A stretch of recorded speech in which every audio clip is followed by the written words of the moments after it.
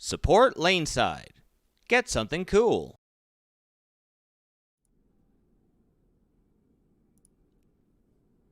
Yeah. Okay. Ladies and gentlemen, sorry about that technical difficulty there. Hope that you can hear me with no problem. We're going to have JD back in just a second here.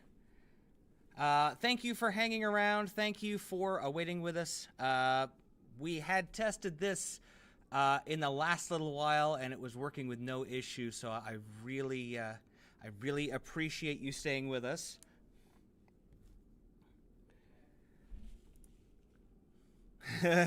While we're out there, just waiting for him. Let's see here. Any questions about anything new that has been going on in the industry? I heard about some bowling balls being released today. Specifically, the 25th anniversary of the 3D offset designed by Mo, coming out for Hammer on 2/25/22. They have actually captured the original shape of the core, wrapped it in carbon fiber, and done it with dot technology. So this thing is going to be pretty cool. Also coming out, Pink Widow urethane. Yeah, I cannot believe that we're getting not only a new asymmetric urethane, but we're getting it wrapped in that new Widow cover stock. Hey, here he comes right now. Hello? Hello! Good heavens, I can hear you, sir. My apologies for that. Really sorry about the delay on that. I know you have a very busy schedule, so... No video. Or not video, I have no audio. You have no audio. No audio on my end. How about now? Hey! Hey! All right. So, my apologies. Man, did the computer ever blow up there? It's all right. Now the question is, do you have just us or did you get everybody on? No, I got everybody up. I got everybody. Listen, that's what Coach does.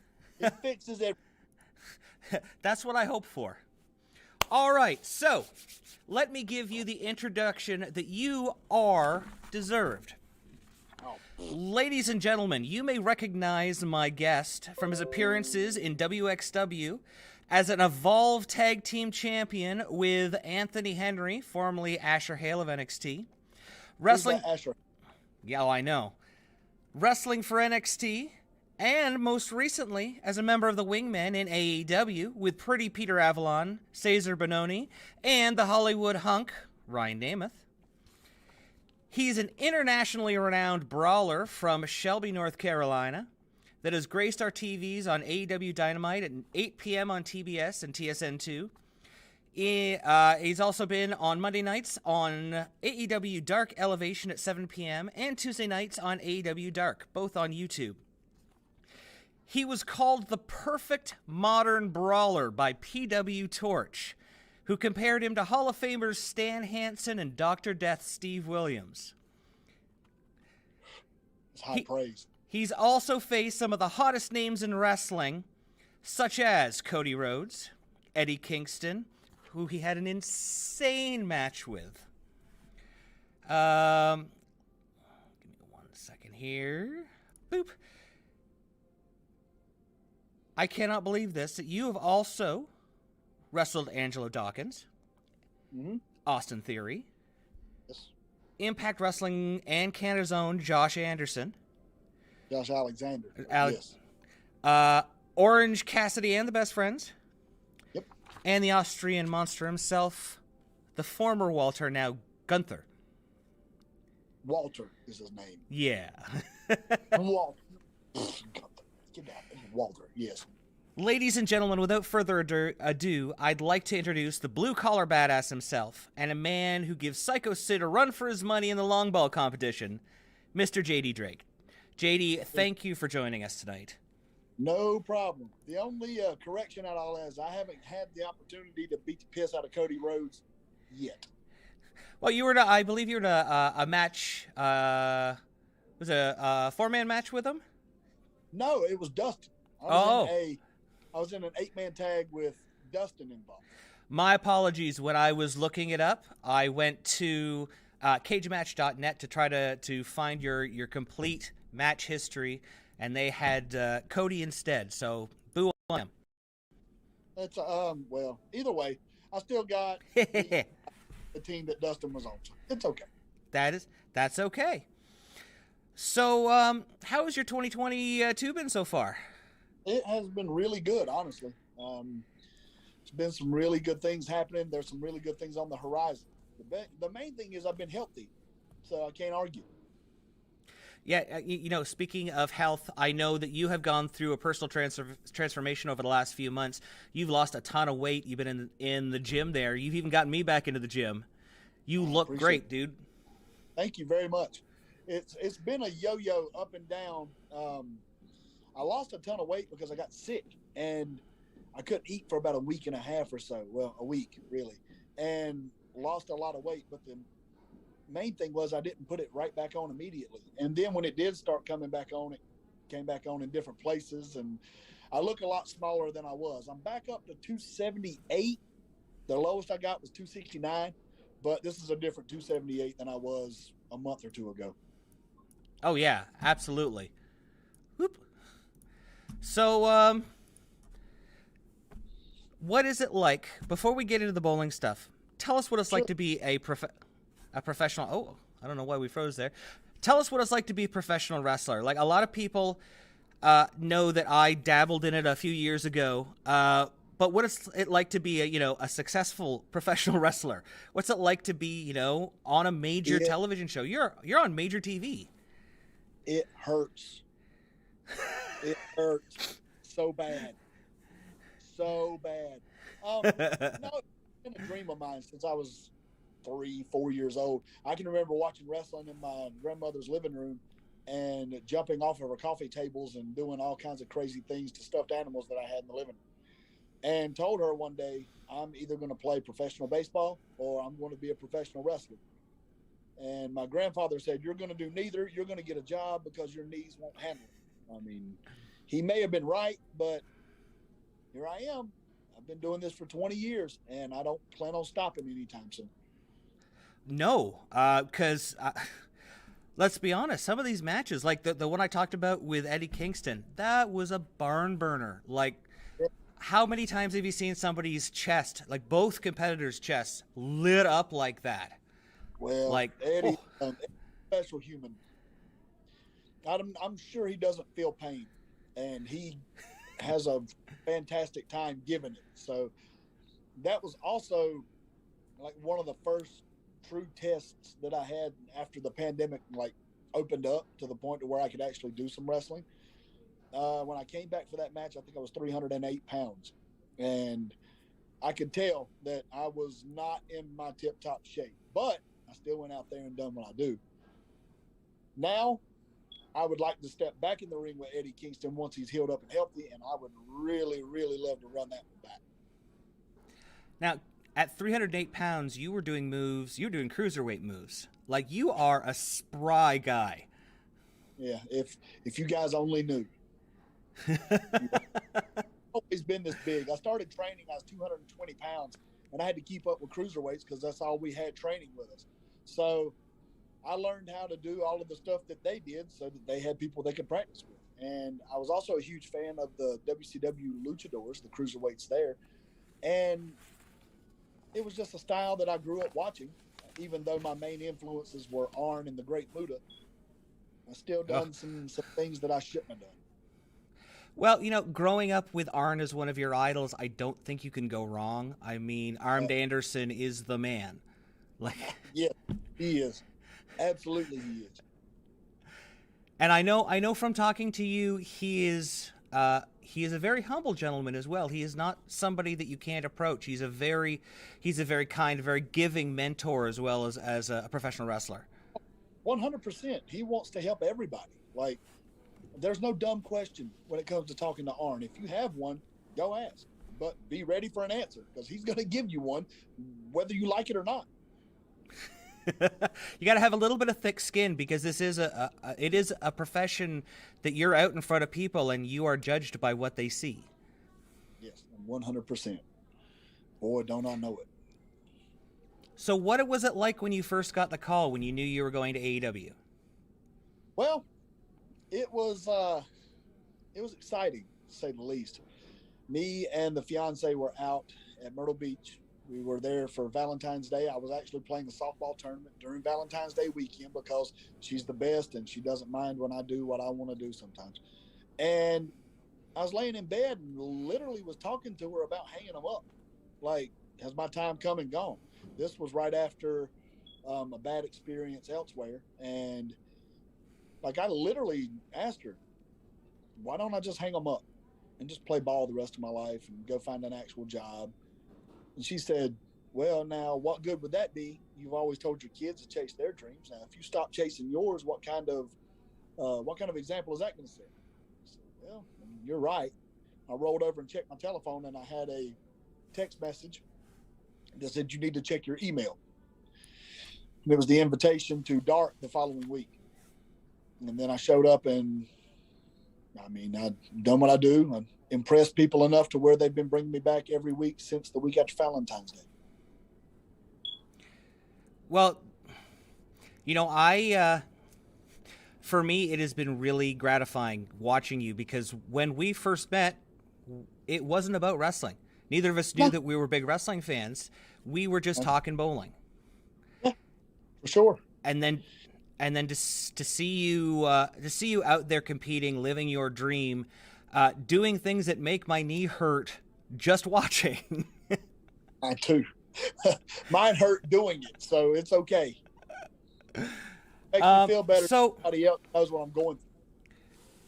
So tell me what it was like for your first, that first time in front of national TV, going out there on Dynamite. What was that like?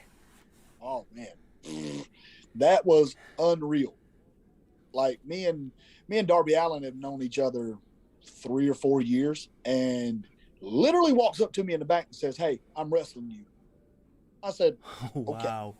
Okay, let's make it happen then. I'm not scared in the least. I've been looking forward to doing it for 3 or 4 years now. Let's make it happen." Well, little did I know that it would be a lot sooner rather than later, and it was in front of live audience and like millions all over the world watching, people from my hometown watching. The league that I bowled in Gastonia stopped on Wednesday night. That's amazing. They turned it on every television in the center. They turned it on every computer in the center. And for 12 minutes, the league stopped. And that is the kind of thing that most people will never have the chance to walk out in front of a crowd.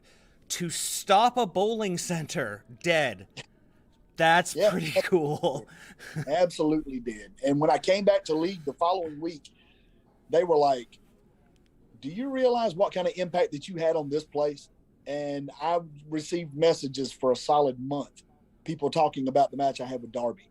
And it was unreal. It wasn't even at full capacity, but the adrenaline was off the charts. It was insane. That is one of the things that AEW has done so well through the pandemic. Not only did they make sure that the wrestling sounded like wrestling, they had the wrestlers down there, they had the audio right. They've taken care of all of everybody, making sure that they're not getting sick. It has made the product feel so much different. You feel closer to it. Yeah, it has been an experience for sure. They care about wrestling. They do. They care about wrestling. They care about the fans. They care about the wrestlers. I can speak from my experience. I have never been treated better than I've been treated since being at AEW. 100%. That goes from the locker room to the staff, to the trainers, to Tony himself. Everybody has treated me great.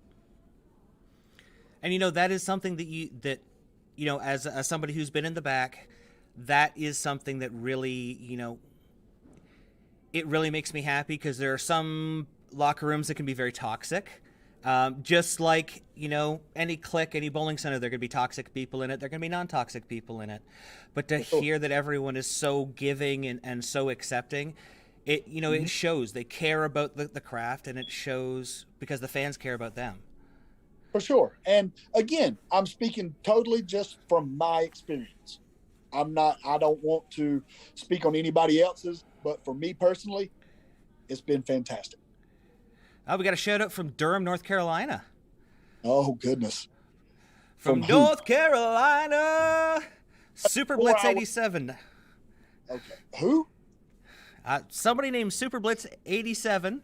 Super Blitz 87. I don't know. They're from Durham. They probably don't know. He's he's been on a couple of our shows, and he's put out some great questions, so. Well, then I'm kind of excited. Unless he's a Duke fan, then I'm no longer excited. So, one last wrestling question. Sure. Where do you see yourself in the next year and the next 5 years? Where would you love to see yourself? I would love to see myself sitting at the top of AEW. I mean, if we're going to be quite honest, I would love to see myself at the top of the game. But, I mean, I know that there's an absolute ton of work to be done if that's going to be the case. But in 1 year, even in 5 years, I just want to leave wrestling better than I found it, period. If I don't do anything else but leave it better than I found it, I've done my job. That is amazing. And that Owen Hart Cup is coming up. You never know. It is now that, that was a great segue because a lot of people don't realize that away from the squared circle, you lace up a different kind of footwear.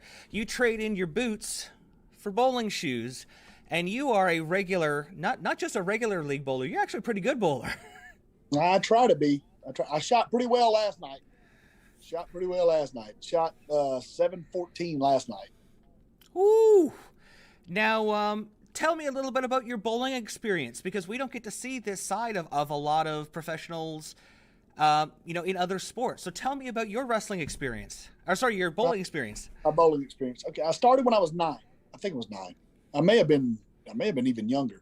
But I went one time with my cousins to our local bowling alley in Shelby, North Carolina, and I fell in love with it. I was like, I get to throw this big giant ball down the lane and knock down a bunch of wooden pins and not get in trouble.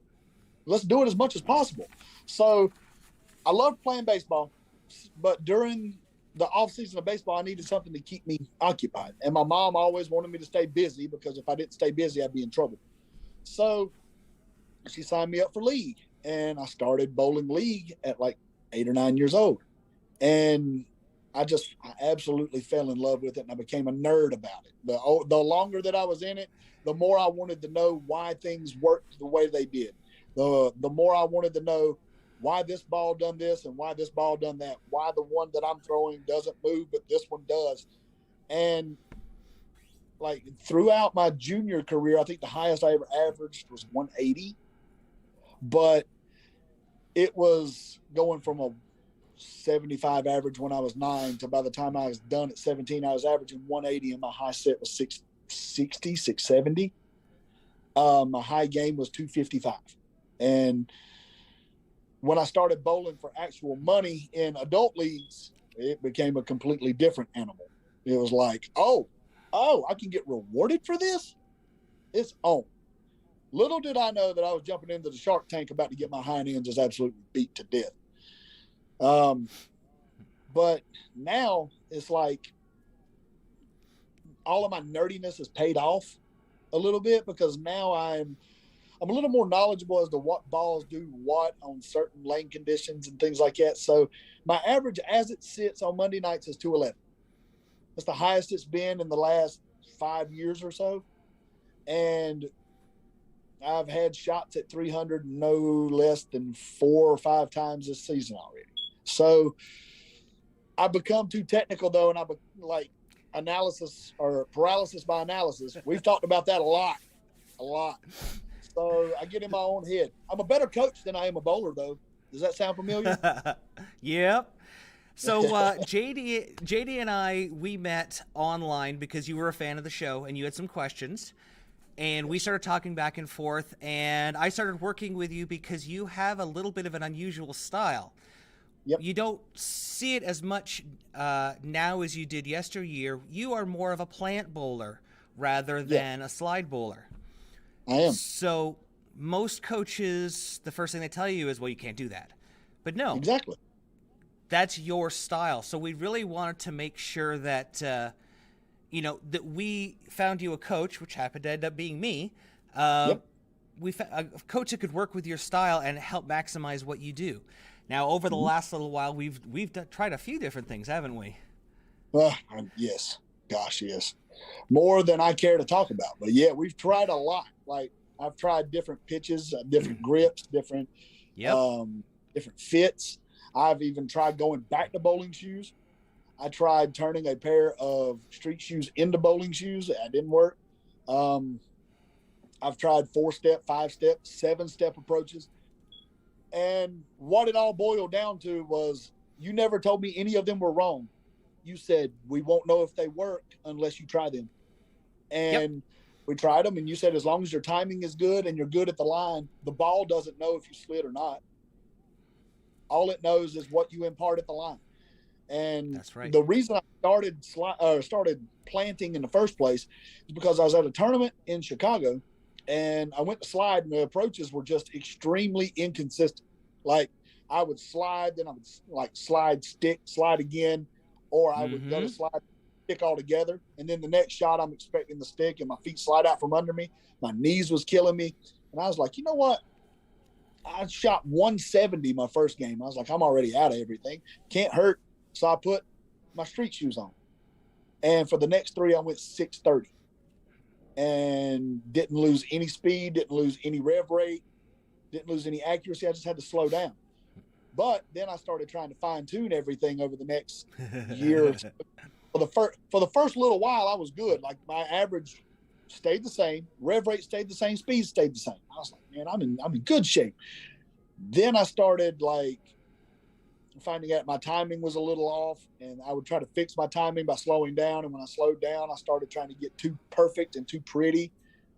And my ball speed dropped from 16.5 miles an hour on the monitor to 14.5 miles an hour. And the first thing I said was, what do I do? Yep. What do I do? Now, it's so bad. And my average dropped from 210 to 200.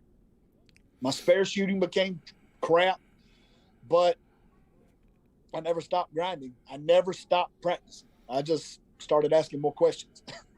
Yep.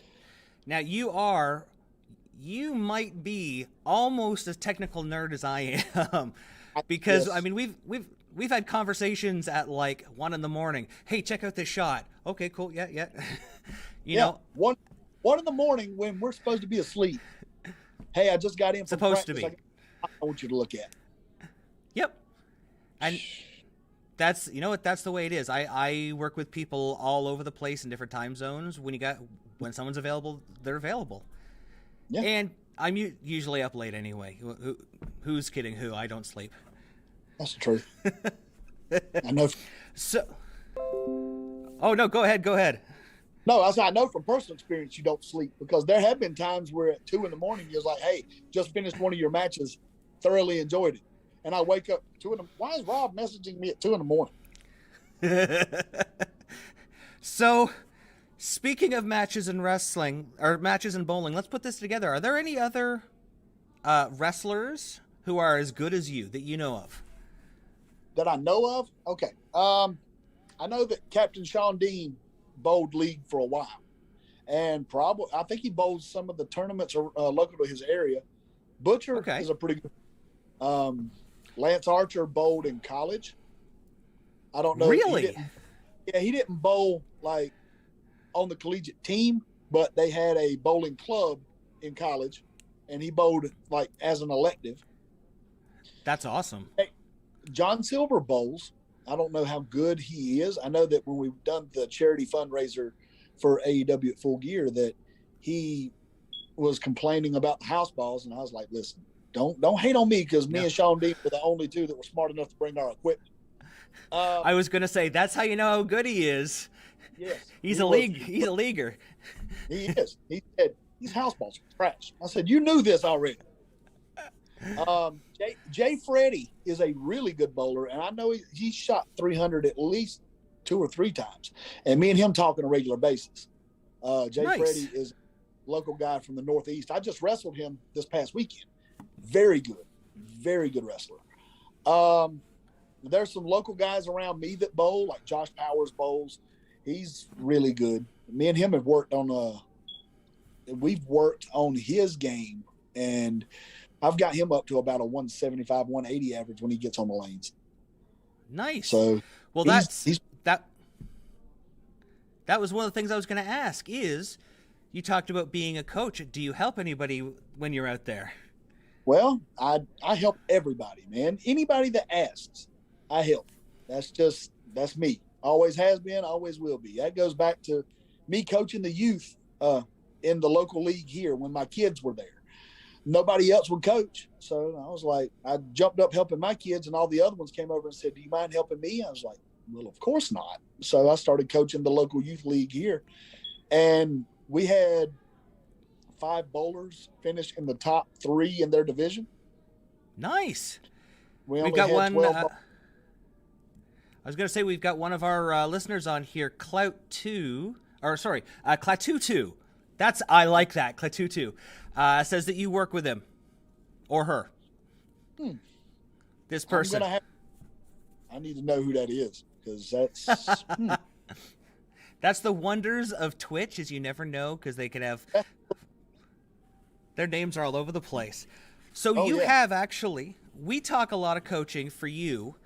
We've talked about a lot about your game, about working with planting, a lot about your equipment choices. Right. What is your arsenal right now? So it's been going through. Clatutu said David. David, is that David Merritt? What a goose. I bowl with him on Wednesdays. Okay. I bowl with him on Wednesdays. And you ask about arsenal. Depends on the day. And I know I say that a lot, but for this season, it literally depends on the day. We just switched over to Paradise Lanes here in Spartanburg, South Carolina, because our other center shut down. And the equipment I had for Star Lanes didn't necessarily work as well over here at Paradise. So I am now throwing a Hustle PBR, a Hustle Camo, and I have a Purple Hammer. Of course, if you don't have a Purple Hammer, missing out. And I have a UC3. Those are my 4 choice right now. You know, Wednesday, that's not a bad arsenal. It's not. The Hustle PBR is a very strong ball for the price. For $100, you're not going to find one better. The Hustle Camo, same thing. It is the most angular $100 ball on the planet. And I've proved it last night, because that thing came back from everywhere. On Wednesday nights, I sub on a team. And this is the team that Clatutu or David, whatever his name is. This is where I work with him. And we're called the Purple Nurples. I don't think I say anything else. People in that league are extremely upset at us because everybody on the team throws a Purple Hammer. Well, you know, you can fix that. If they don't want you to throw the Purple Hammer, you can get the new Pink Widow that's coming out and throw that instead. Well, David has the purple Black Widow. Well, there you go. That's perfect. Then you can have the pink, black. You can have all of them. Oh, I'm getting one. Trust me, I'm getting one. And the girlfriend actually said, "Oh, there's a urethane ball for me to throw. You throw it 17 miles an hour with a 250 rev rate. You don't need urethane, girl. Get out of here." No. Just put 320 surface on it. It'll hook. Oh yeah, I'll put 180 on it. I have a UC3 in the bag for when they start complaining about me throwing urethane. I'll grab that urethane. That one hooks off the planet. Yep. It's unreal. But like I honestly feel like planting has allowed me to be more cognizant of my release. I don't know if that makes any kind of sense at all. But it allows me to be able to not have to worry about how far I'm sliding or anything like that. But when I get to the line, I'm able to focus more on how much I get into it, how much I don't. And it took me a long time to get there. And like we talked about a week ago, it just clicked the other night. And it was literally last night we were talking about it. Yeah, like I threw a spare shot. My arm swing was really free, and the fiance said, "Why doesn't your strike shot look like that? You look like you're bound up and fighting the ball when you're throwing your strike shot." So I said, "Okay, cool." So I let it free swing one time. I got to the bottom and hit it, and was like, "Oh, that's what the bowling ball's supposed to do." Okay, yep, fair. And my ball speed came back. My rev rate came back. I was like, "Oh, duh." Been beating my head up against the wall. But my current arsenal is plenty strong enough to where I can get it to come back from anywhere on the lane. Plus, it's plenty versatile enough to where I can do anything I want with it. I can play straight down and in. I can move left. I can do whatever. But I was never able to make those adjustments when I was sliding. Well, if you're not confident in where your feet are going to finish, you can't be confident in you can't relax and let your ball come through.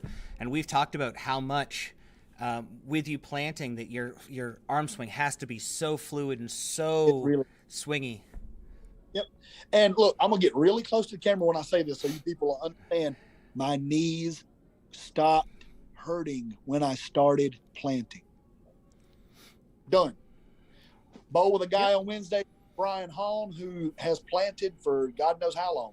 And he went to his chiropractor and said, "I hurt so bad." He was still sliding then. He said, "I hurt so bad every time I bowl." And the chiropractor said, "Well, you might want to try bowling in tennis shoes, because when you're sliding, he's 6'4", he's lanky. He might be even taller than 6'4", but he's lanky, and he put his body in some wild positions. He started planting and no pain whatsoever. He put bowling shoes on one time to see, and he couldn't walk for a week.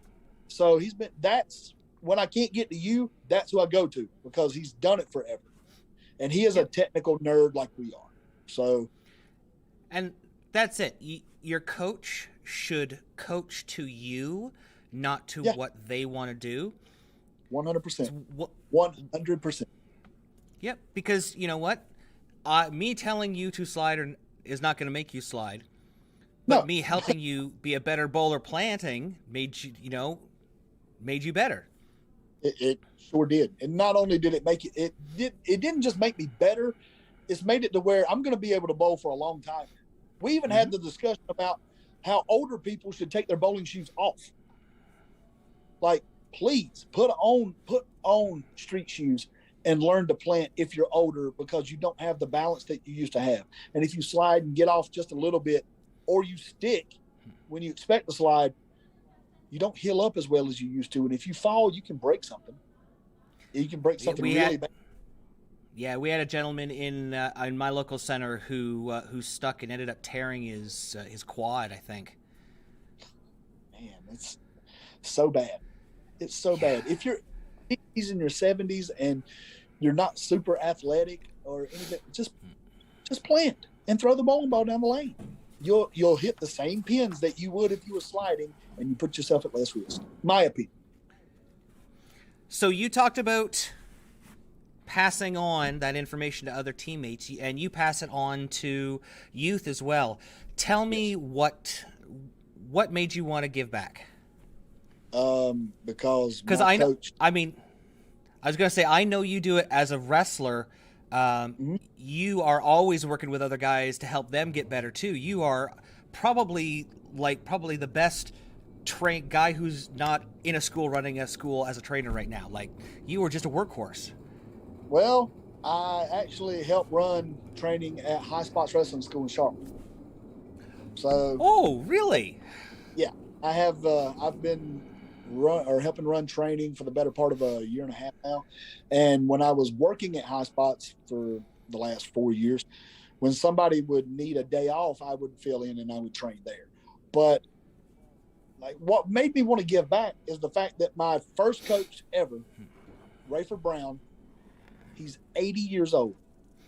And anytime he sees me, if he sees something wrong with my game, He stops what he's doing. He walks up and he says, "Come here, kid. We need to talk." Oh, And that's awesome. He has never once told me that he's too busy. Never once told me he's too busy to help.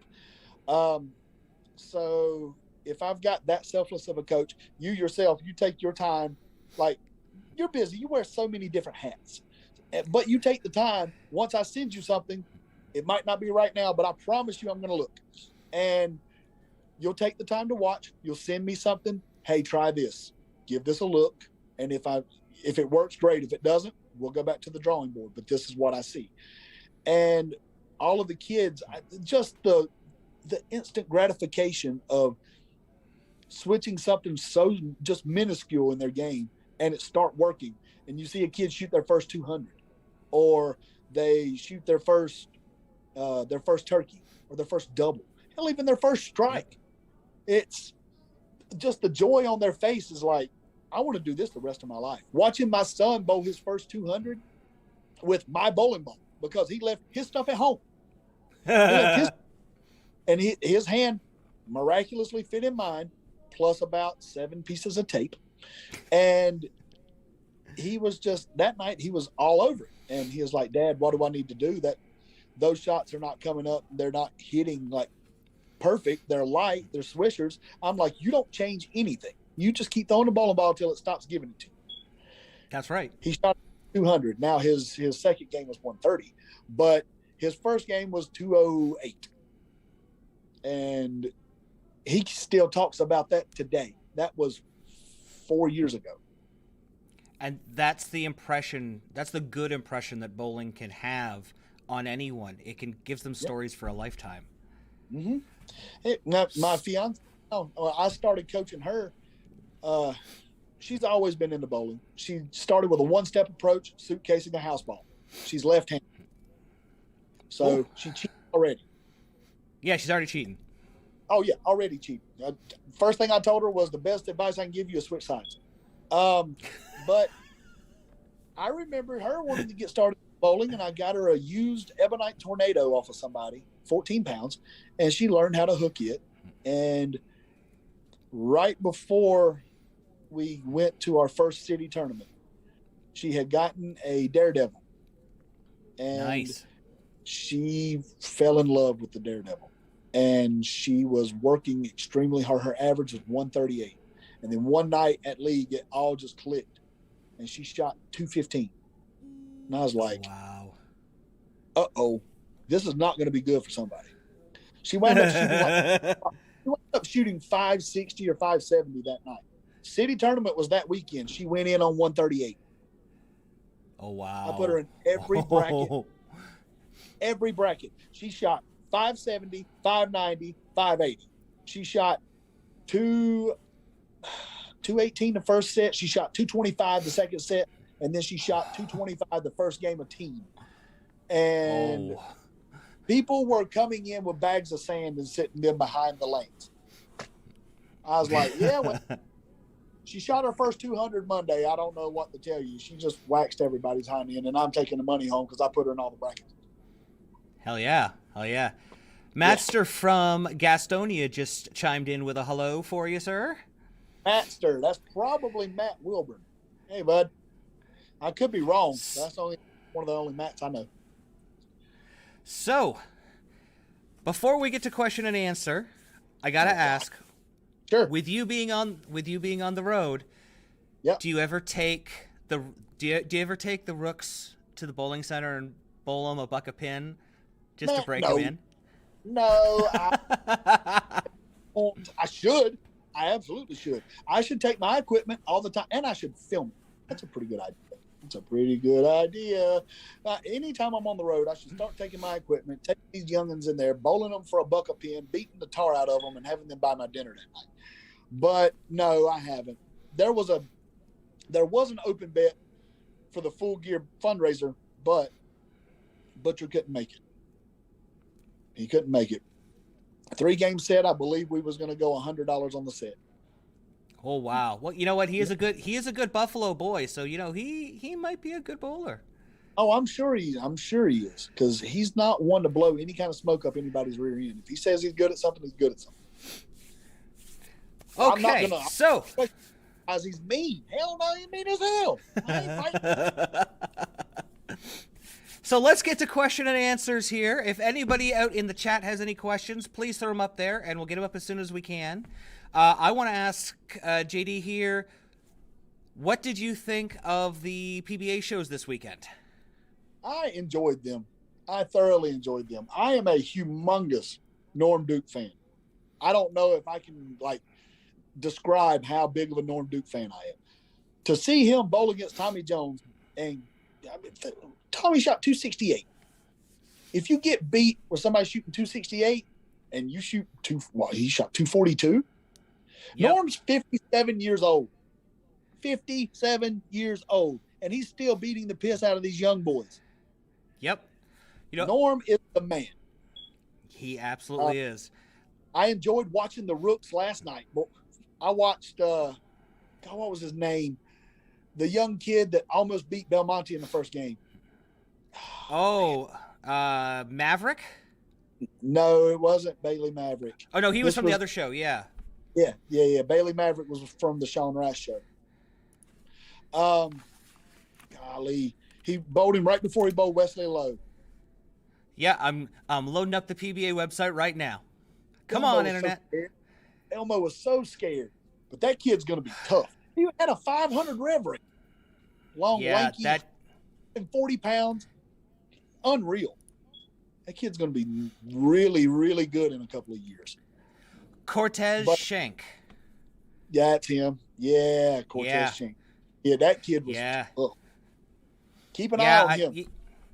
He can hit the crap out of the cover on that thing. Yeah, he can. I'm sure he had pieces of cover stock left on his fingers. My favorite match of all of the shows was Brad Miller versus Kyle Sherman.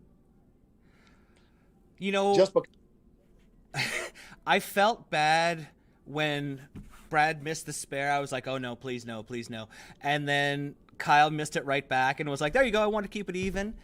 And they both seemed to relax and just start throwing the ball better. Right. I was expecting a little more trash talk, even though I know they have to be pro. Yeah, I have to be professionals on TV. This is a different animal, okay? You guys can talk crap back and forth to each other. It's okay. It is okay, because we know it's all in jest.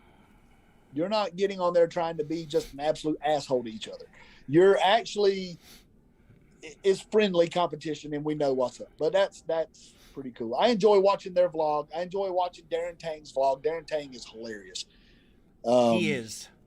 His socials, his socials on Twitch. Yeah, nuts. So,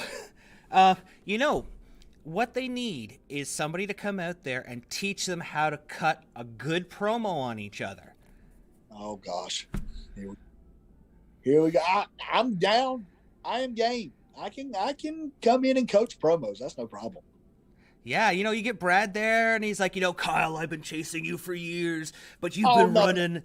We're not doing normal pro wrestling promos. Absolutely not. It's just going to be straight shit talk from the word go. Period. Nice. I'm sorry if this is a family show. I apologize. I used my one right there. That's okay. Speaking of talk on the shows, there was an incident that set the world on fire. Yes. I want to get your take on it. Okay. I feel like he didn't say anything terribly wrong. Okay. I mean, I understand. You said shit on national television. Shit is said on national television a lot. You're in a professional setting. You're supposed to carry yourself as a professional. I am okay with showing emotion in any sport. Golf, bowling, tiddlywinks. I don't care. If there's a competitive fire there, I'm okay with showing emotion. I was a fan of PDW. I liked Pete Weber. I did. His game was unreal. His competitive fire was nuts. Brad Angelo was a trash talking human being, and he would let you know about it in a heartbeat. But there's a time and a place. There is a time and a place. If he waits until Russo throws his last shot, I have no issues with anything that was said. Because I think it's ironic and funny, but he was just on staff with Brunswick not too long ago, was he not? He was indeed. I've got no issues with it. If you're upset at them and you want to, fine, please air your grievances. But wait until it's over. You got upset when Belmo was crinkling a water bottle in your ear. This is the exact same thing. Yeah. I concur. I think that the thing that took it from being questionable to being just an outburst, I think is all timing. Right. For sure. If you wait until it's over and you say, hey, congratulations, kid, good job. Turn around, just call out the PBA if you want to. Hey, 3 for 3, integrity one day. I'm perfectly fine with that. Perfectly fine with it. Because, there's, from the outside looking in, if you see that they went from a Kegel oil machine and Kegel oil to a Brunswick oil machine and Brunswick oil, and 3 Brunswick staffers just ran the gamut, and we know that he hates urethane. A lot of people hate urethane. A lot of them. And the Purple Hammer beat the eyeballs out of everybody. And he doesn't like two-handers either. Two-handers, left-handers, any of those. So, you know what, I think... If we're being honest, two-handers, are there any really true, two-handers in the world? Anybody that releases the ball with 2 hands? Nope. No? So let's get mad at Buttroff because he folds the ball up under his arm and he's got 47 joints in his left wrist. Let's get mad at him because he's got a 5 rev rate with a conventional grip. I don't care how you throw the ball, you still got to repeat it. Kick that thing down 12 times in a row. I don't care. Yep, it's a matter of timing, because fierceness, competitiveness, those are wonderful things. Those bring TV, but when it happened when it did, that becomes an issue. Yes. Now, that's it. Yes, I'm okay with what you said. No, I'm not okay with when you said it. Now, what did you think of the PBA's response? I believe that the response was needed.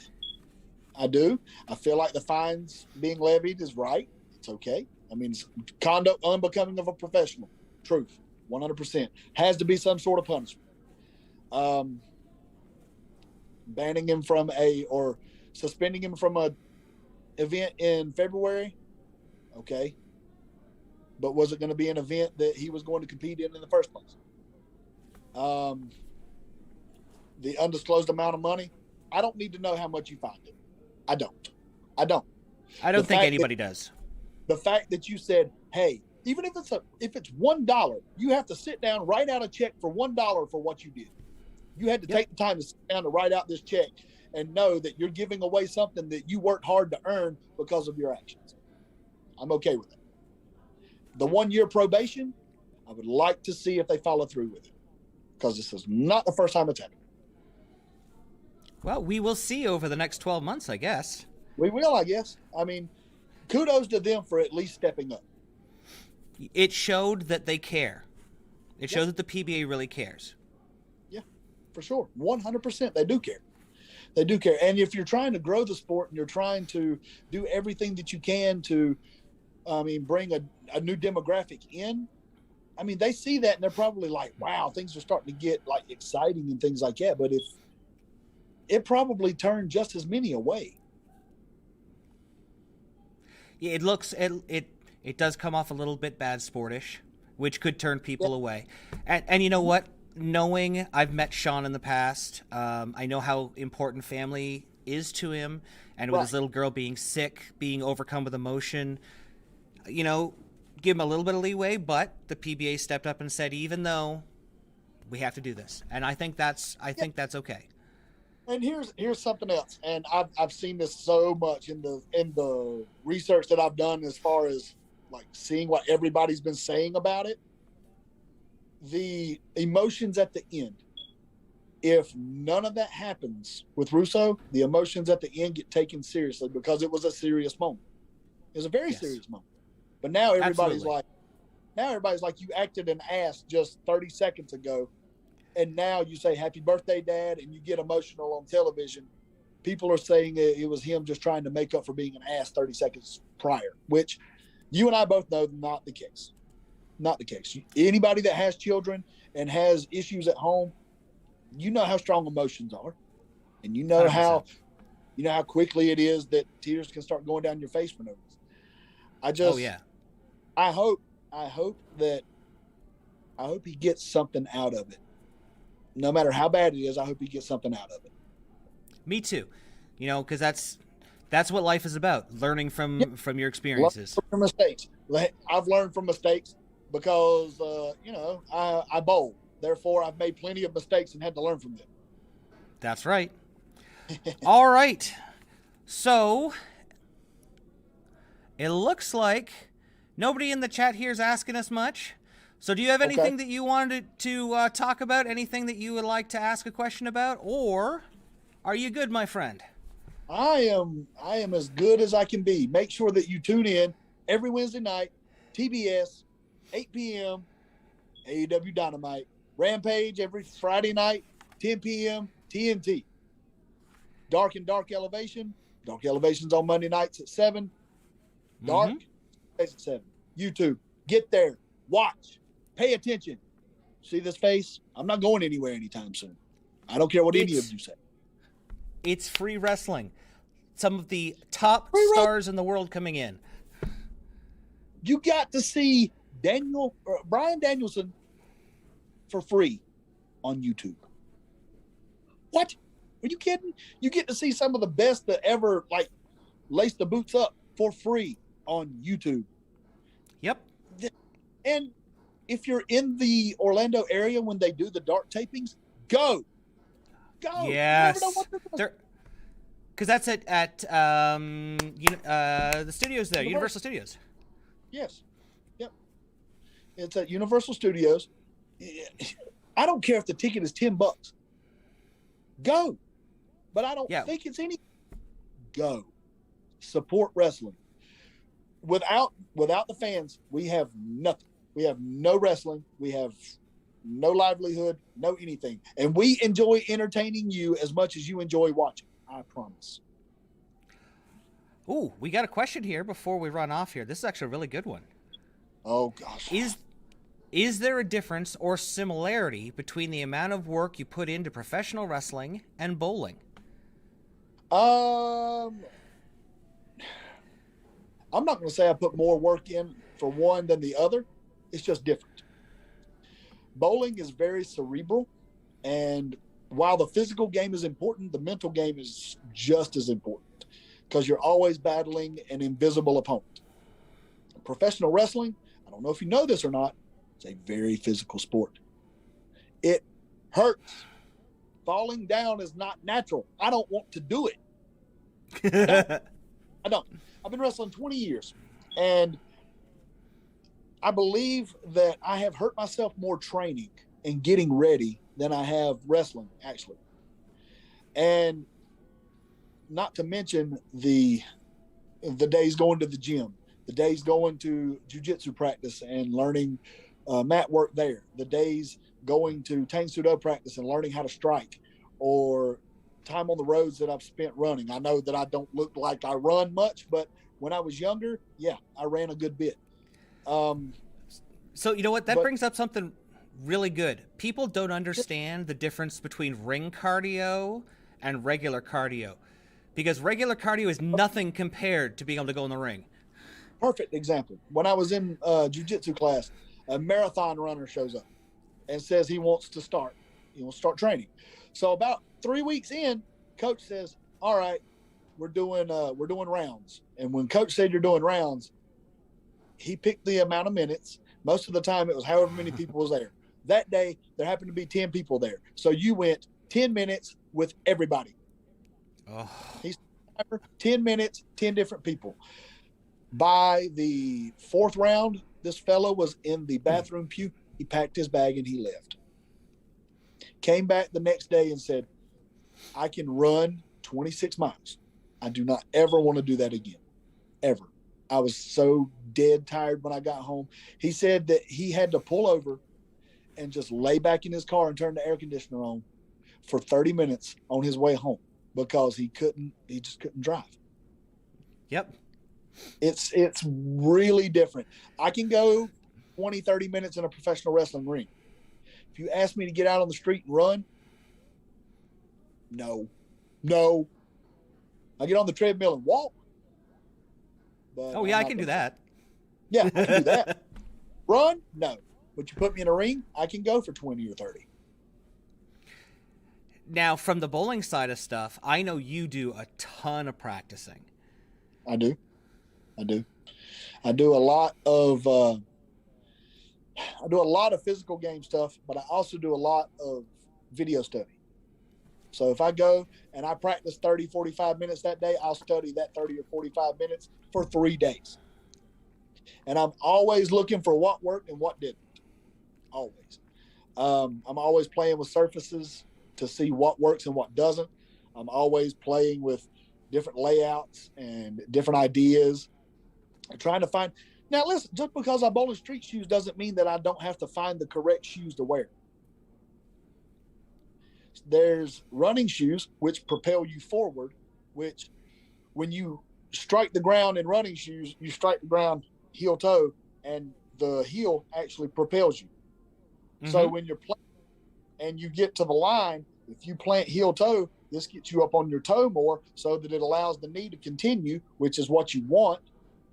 But if it continues too much, now it throws you off balance.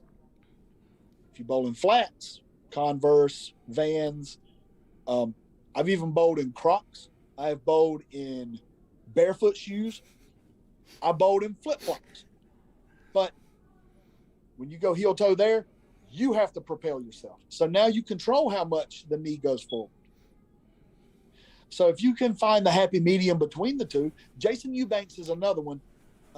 HIH Bowling, hit it harder on YouTube. He's bowled for the last, 20 years in street shoes. And that dude hits it. He absolutely hits it. Six-step approach. If he's not hitting close to 600 revs, I'm not sitting here. He rips the cover off of it. And he was the one that told me about him going to running shoes because it helped him keep the knee going forward so that when he got to the line, it took all the stress off the knee. That knee continuation where it goes, kind of comes together. Yep. What happens when you slide? When you come to an easy, smooth slide, a smooth stop, the knee continues going and it allows the body's momentum to keep going. You can bowl without sliding. It just needs a change in timing. That is it. And you can't get to the line and try to slide, because if you try to slide, that's where the knee pain comes in, because now you're coming to an abrupt stop. If not sliding was going to make you blow your knee out, nobody in the NBA would have knees. That's right, because they stop faster than anybody. Truth. Brian Holm bowls in basketball shoes because they're pretty much flat. They have great ankle support and they have good arch support. And he said that's all he needs. I'm still toying with it. I don't know what I like bowling in more, flats or running shoes. We're going to find it. We're just going to keep working. Well, we are. Or I'm going to have a bowling company do what Michael Haugen does and send me a pair of shoes where he puts the traction sole on the left foot and just plant. That might not be a bad idea. You can get a pair of the like the Team Brunswicks and just get planters on either side, or any of the companies, really. I'm a frugal punk though, man. Those are $180, and I'm like, I can go to Ross and get a pair of basketball shoes for $30. What's the difference? All right, so we're gonna see you hopefully soon on Wednesday nights on Dynamite. I need to see you on Rampage. I need to see you and Hook. To see you and Hook. Oh my God, that would be an amazing match. It'd be fun. It would be absolutely fun. And I would get to beat up Hook, and then afterwards I'd get to beat his dad on the lanes, and if his dad walked down the aisle, I'd whoop him there too. Send Hook. Please send Hook. Only if I can be your advocate. The bearded beast is coming down. He's going to take Well, Taz. I'm okay with that. Hey, you can be my advocate at the lanes. If Taz shows up, Taz says his high game is 294 from 1987. He also said that his dad bowled with Petraglia and Weaver and all of them back in the 60s and 70s, but he'd done a lot more action bowling because he made more money there than they made on tour. So apparently Taz's family has a bowling lineage. I would love to beat him to death. He looks like a bowling ball with arms and legs. So there is a great book. Give me 1 second here. There is a great book. Okay. Oh. This is where the nerdiness comes in because he has everything. Everything. And I'm going to talk smack till he gets back. All right. There is a great book here. It's called King of the Pins. It's by Eddie Labansky. And it actually covers a lot of that time period for action bowling. Yeah. I would not doubt Taz on that. That area that he grew up in, there was a lot of action in that area. Oh, I'm sure. And it was every night too. It wasn't just a night here or there. Like I know here, you'll have a night or two where people get together and pop bowl. Or back when I was a junior bowler, my coach would bowl late into the night. Like Wednesday, Thursday, Friday, they would shut the bowling alley down at 11. They would bowl till 5 in the morning, action bowl. And then they would all go to work and come back and do it again the next day. And there was a lot of money being thrown around. I wish we could get that going again. I wish that there was more of that. It'd be but so you know much what? fun. They're probably. I'd be broke. Me too, because when it comes to bowling, I'm a great wrestler, and when it comes to wrestling, I'm a great bowler. That's fair. That's fantastic. That's a great analogy. Same here. Out of all of the wrestlers, I can bowl. So, sir, thank you. I really want to appreciate. I want to thank you and say I appreciate you joining us here on the Drill Room. This has been a fantastic episode. I hope everybody enjoys it just as much as I enjoyed being here. And just keep supporting us. Keep supporting us. AEW is going to change the world when it comes to professional wrestling. Just watch. Oh, I do not doubt it. You know what? This time tomorrow, we're going to be in the middle of Dynamite, and you never know what can happen night to night. There are so many free agents out there. There's so many incredible indie talent that are available right now. Yes. Literally every night is just, it's like Christmas. For sure. For sure. There's no better time to be a wrestling fan than right now. That's right. All right, JD, I'm going to let you go. Thank you so much. Yes, I cannot thank you and AEW enough. We will talk to you again soon, sir. Yes, sir. Y'all take care. Ooh. All right. So thank you very much. Once again, that was JD Drake, AEW superstar. I call him a superstar because he really is, on and off the lanes. He's an amazing, amazing man. Super hard worker, talking about how hard he works on the lanes, off the lanes, in the ring. He really deserves an opportunity. Guy can talk, guy can fly. I guess I'm a little biased since I coach him, but I think he's an incredible talent. And he does this move when he throws guys up on the outside, off of, like, into the air, off of the ropes, and then hits them with a forearm shiver is just ridiculous. I also want to take a moment here to thank AEW for allowing us to have JD on our show today. It's not often that a company as big as them allow us to have a real superstar here on a show as small as ours. So I really want to take the opportunity to thank them. John, if you're out there, who's the gentleman I was talking with, thank you so much for this opportunity. Once again, just as JD Drake said, you can catch AEW Mondays and Tuesdays on YouTube for free at 7 p.m. You can see the greatest stars in the world performing there for free. You can also check them out Wednesday nights at 8 p.m. on TNT and in Canada on TSN2. And AEW Rampage on Friday nights at 10 o'clock on TNT. And that is Hook's show. they should just rename it AEW Send Hook, because that guy's amazing. Remember, unfortunately, Rampage isn't available in Canada yet, so you either have to pick it up on one of the streaming services or some other means, but please watch it. It's a great show. Don't forget to follow us here. LaneSideReviews.com will take you to Facebook, where you can find all of our socials. You can find us here on Twitch, on YouTube under Laneside Reviews. You can find us on Instagram and TikTok.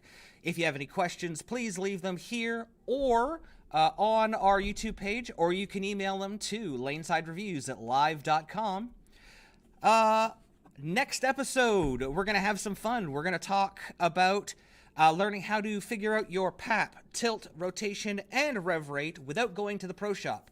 We're going to use some simple tools that you can use around the house, or a ProSect if you have one available to you. And we're going to allow you to get a little better idea of what your bowling statistics are, so that you can better choose equipment and make more informed choices when you're looking at your layouts. So that's about it. I want to thank you for joining me. And until next time, we'll see you laneside. Thanks for watching. Don't forget to like and subscribe and turn on notifications so you never miss a show. So until next time, guys, we'll see you laneside.